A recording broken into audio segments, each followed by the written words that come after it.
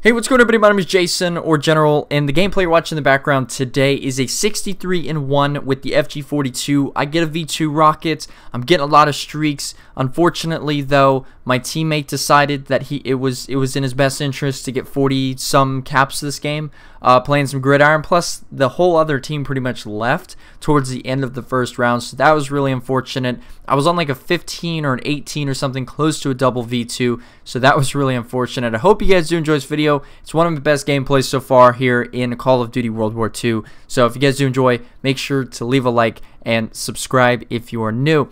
Now, I've been waiting to make this video because I wanted to really just feel the game, and I just wanted to literally play the shit out the game. I have almost 4 days played on this game. You can call me no life all you want, but you know what? I'm having a blast playing this game.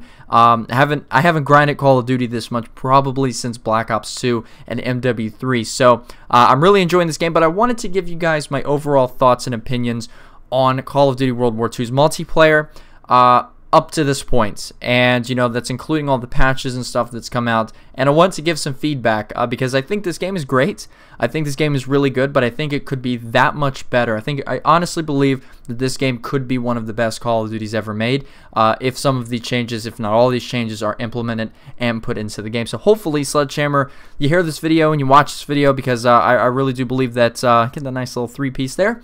I really do believe these changes will make this game potentially one of the best Call of Duties that's ever been produced. And right here, you're going to see my artillery barrage for once go in, just like absolutely demolishing these guys. It's like they just keep running into it. It's amazing. But anyway, so let's talk about domination and score streaks very quickly here. It's one of the most talked about topics here in Call of Duty World War II, or at least, you know, pretty much from every Call of Duty person in the community, whether you like Domination 50 or Domination 100 better. I know a lot of people say they do like Domination 50, but in my opinion, from everywhere that I see on Twitter, YouTube, from every person that's made videos, Domination 100 seems to get a lot more support than Domination 50. In my personal opinion, you know, I think Domination 100 is a lot better. I think it does speed the pace of the game up a lot more, because people do, you know, go for the flag caps and, you know, are constantly running around, you know, taking people out and stuff to try to get those score streaks, try to get those bigger kill streaks. You saw it in Black Ops 2, for example. Black Ops 2 was, in my opinion, one of the most fast-paced Call of Duty games out there, and I think part of that was obviously because ground war is in the game, and that's really, you know, all I played was ground war. But you know, even when I played 6v6 domination, always very fast-paced games, because you know, literally, I mean, people were just going for those super strong, powerful score streaks. And in my opinion, you know, it's Domination 100 has really always been, you know, Domination 100. And you know, the score streaks in this game, you know, I do see a lot of people arguing, saying, well, you know, I don't want score streak spam and all that stuff. Well, at the end of the day, score streaks in this game really aren't that good in the first place. I mean, you know, score streaks game are kind of mediocre in my opinion. I mean, my paratroopers usually get like 3 or 4 kills. Artillery barrage and mortar strike get, you know, a kill or 2 usually, but a lot of hit markers most of the time. Ball turret gunner only lasts like 30 seconds. And realistically, like, you know, yeah, there's quite a few UAVs that could call in, but I mean, realistically, they're super easy to shoot down. So, you know, in my opinion, the argument that, you know, score streak spam, I don't think it's really that much of a problem. I mean, if it was a huge problem, I think a lot of people would have complained about it back in Black Ops 2 when score streaks were actually just ridiculously strong. I mean, do you guys remember the Swarm? Do you guys remember the Lodestar and the VTOL warship? I mean, those things were ridiculous. Even the escort drone and some of like the smaller streaks, like lightning strike. I mean, I would prefer a lightning strike over a ball turret gunner in this game, to be quite honest with you guys. So I think that domination should go up to 100, or maybe meet in the middle at 75.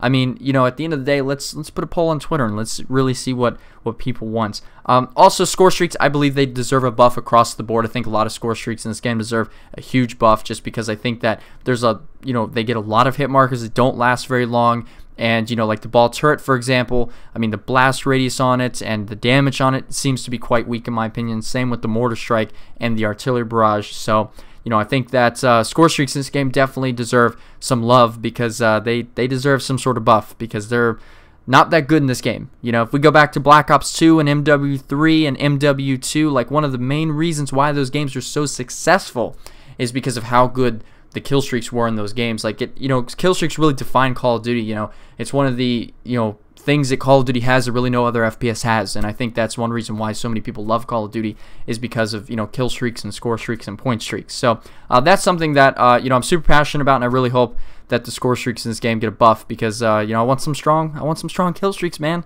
I want to get those 100 pluses. And oh, by the way, this is the one Call of Duty where I haven't seen, you know, 100 plus in domination up to this point. You know, this is the one Call of Duty that you know, it's taken this long to get 100 kills in. I mean, I got 100 kills in Hardpoint, but I have not gotten 100 kills yet in domination. So it's really quite disappointing in my opinion. But that's just me. The second thing we're going to talk about is the SMGs and grenades. SMGs deserve a buff. I mean, let's be honest here. SMGs, you know, with suppressor, without suppressor, are just, in my opinion, really aren't that viable. I mean, the PPSH is pretty good at close range, but you know, the big thing is SMGs are really good close range, but once you get anywhere past close range, they just fall off drastically. I mean, an AR really is the dominant class in this game. I mean, pretty much every pro player has said that SMGs should get some sort of buff, because I mean, they're really weak in my opinion. Probably going to see that this weekend at Dallas.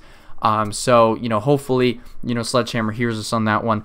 Grenades also in this game are just ridiculously strong. You know, I really thought we learned something from Modern Warfare 2 and Call of Duty Ghosts, that strong explosives, like really strong explosives, really aren't that good of an idea. And I think grenades in this game are like ridiculously strong, in my opinion.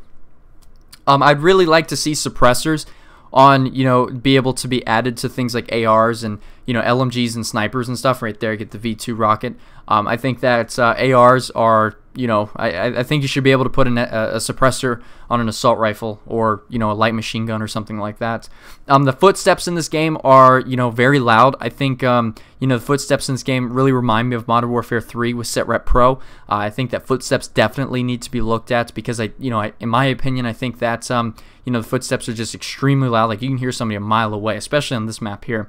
Matchmaking is a little weird in my opinion. Like, I played a couple games, you know, a couple days ago, and you know, it was like the most amazing lobby ever. But the problem is that there was 3 parties of 2 on the other team, and they got matched up on the same team for like 4 games in a row. Like, they were like garbage players, but it was like they all had mics, and it was like such a coincidence that, you know, 3 parties of 2 constantly got put on the same team. Whereas me, you know, I just got a bunch of randoms that, you know, literally didn't know how, you know, I mean, they're running the ball into my spawn, not the enemy spawn. So, my opinion, that was really unfortunate. So the matchmaking seems to be a little weird in this game. You know, again, I don't want to go as far as to say skill-based matchmaking, because, you know, I do find quite a bit of, you know, really newbie lobbies. And then, of course, you know, ranked play definitely, in my opinion, needs to be looked at. I know a lot of pro players complain that, but I know an update came out today for ranked play, so maybe that changed some stuff. But I haven't got a chance to play it just yet. Right here, look at me just going off in the spawn, man. And then next, quick thing just want to mention here is the sniper kill feed. No, a lot of snipers are really wanting the sniper kill feed to go up, you know, to be able to get 6 in 1 kill feed, just like most Call of Duty games. And, you know, I agree with that. You know, I'd like to get a 6 on if possible. So, you know, maybe that's something that Sledgehammer can look at. And the last 2 things, quickly, are the sprint out time with quick draw and the aim assist. It seems to me that there's like a bug in this game for aim assist. Like, it's just really weird. Like, sometimes it's like you get no aim assist. I don't know if you guys experienced that or not, but I experienced that. And of course, the sprint out time with quick draw was a problem in the beta. I thought it would be fixed for the full game, because they did fix it in the beta, but it seems to be, you know, a problem again. So hopefully Sledgehammer can take a look at that. And that's really all I got. I'm really enjoying this game, but I think with these changes, the game would be 1,000 times better. I hope you guys enjoyed this video. If you did, make sure to leave a like, subscribe if you're new. Also, leave comments down below. Let me know what you guys are thinking about Call of Duty World War II right now. Let me know if you guys are still playing it or not. Anyway, guys, I'll talk to you guys later. Have a nice day, guys.